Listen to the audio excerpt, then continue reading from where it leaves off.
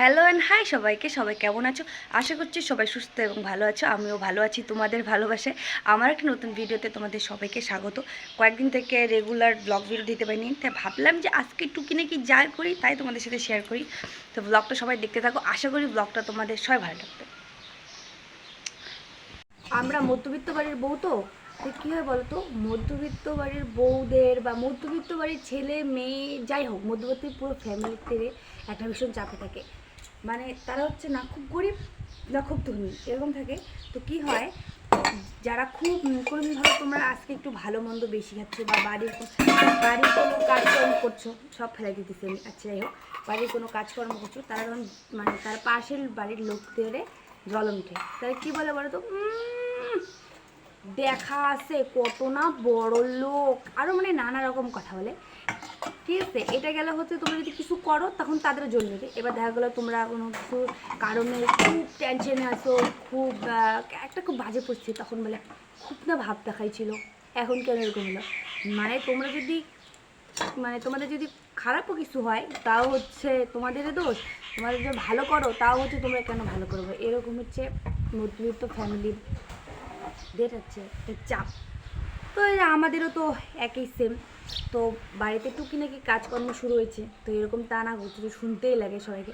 তো অনেকদিন থেকে না আমাদের রান্নাঘরটা আর কি পিছনের টিনটা নখ ভেঙে গেছে আর কি একদিন হাওয়াতে, তো ওইটা ঠিক করা হয়নি। এখন আমরা গ্যাসে রান্না করি যদিও, তার জন্য এই ঘরে এক জায়গায় করা হয় আর কি, বারান্দাটার মধ্যে। কী হয়েছে বলতো, ওই জায়গায় করা হয় না। আর এই কয়েকদিন মানে 2-3 দিন থেকে তো প্রচণ্ড হাওয়ার জন্য আমাদের উঠানের মধ্যে এত বালু, যে সব বালু সব বাসন কোসনের মধ্যে জমা হয়েছে, এত নোংরা হয়েছে আর বলার মতো না। তো আজকে এগুলাই পরিষ্কার করব। আর বিশেষ করে ভিডিওটা বানানোর কারণ হচ্ছে, যারা আমাকে বলে সবসময়, অনেকেই বলে তুই কি সারাদিন নিয়ে ভিডিও করিস, তোর সারাদিন খাওয়া দাওয়া কোনো কাজ নাই, কী করিস সারাদিন ভিডিও করিস, এই করিস, পড়াশুনো করিস না, খালি ভিডিও করিস কাজকর্ম করিস না। তো আমি বলতে চাই যে আমি সারাদিনে কী কী করি না করি দেখো, আমি বাচ্চাকেও সামলাই, কাজও করি, ভিডিও বানাই। আর আমার মনে হয় যারা যে জিনিসটাকে ভালোবাসে সেই জিনিসটা করতে না তাদের কোনো টাইম বা কোনো কী লাগে না যে এই টাইমেই করতে লাগবে, এমন মনে না। যখন কাজের ভাগ পায় তখন তারা সেটাই করে। ভালোবাসা থাকলে তুমি সব জিনিসই করতে পারবে, আর যদি সেই জিনিসটা তোমার ভালোবাসাই না থাকে তুমি শত চেষ্টা করলেও পারবে না।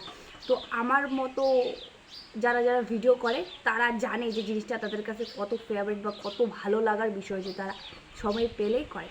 তাই বলছি, এরকম কমেন্ট করার আগে 10বার ভাইবা চিন্তা করবে, কেননা সবাই তোমার মতো মেন্টালিটির না, সবাই অন্যরকম মেন্টালিটিরও লোক থাকে। তো অনেক কথা বলে দিচ্ছি, আগে এগুলো পরিষ্কার করি। তো ঠাকুর ঘরে আর কি আমাদের টাইলস লাগানো হয়েছে, কেন এত আর কি এত আয়োজন, কেন এরকম সব কিছুই বলবো তোমাদেরকে। তো তোমরা অনেকেই হয়তো জানো। তো আর কি পরিষ্কার করি আমি। এই জায়গায় আমরা রান্না করা হয়, তো এই জায়গার অবস্থা এই যে দেখো, উঠানটার এই জায়গাটা এমন ধুলা, যে এই জায়গাগুলো সব এই যে বাসন কোসনের মধ্যে সব কিছুর মধ্যে ধুলা। তাই যে আমি এগুলো সব কৌটো মোটা বার করছি, এগুলো সব আমি এগুলো মুছবো, ধুবো, কাজ করব। তারপরে তো দুপুরে রান্না আছে, আমার স্নান আছে, পূজা আছে। তো চলো তোমাদেরকে আগে আমি দেখাই আমাদের যে ঠাকুর ঘরের টাইলসটা লাগাইছে, সেই টাইলসটা একটু দেখাই দিই তোমাদেরকে। দেখো ঠাকুর ঘরের এই টাইলসটা লাগানো হয়েছে, ঢোলটা তারা ঠাকুরদা আর নাতনি এখানে রেখে গেছে। রাত্রে হচ্ছে ঢোল বাজায়, কীর্তন করে, আর নাতনি হাততালি দিয়ে শোনে। তো টাইলসটা কেমন হয়েছে, আমাদের কোন ঘরের টাইলসটা তোমাদের সব থেকে ভালো লাগছে আমাদের একটু জানিও তো। এটা সম্পূর্ণ ঘরটার, আর এই যে এটা হচ্ছে বারান্দাটার, ঘরের হচ্ছে ওইটা। এই তিনটার মধ্যে কোনটা বেশি ভালো লাগছে তোমরা অবশ্যই আমাকে। সকালের কাজ শেষ, এখন হচ্ছে আমাদের পাকুর সাথে খেলার সময়। এই যে শোনা, ও বাবা রে, আমাদেরকে কেউ নামায় না রে। ইস, একা একা দাঁড়ায় কিন্তু পড়ে যায়।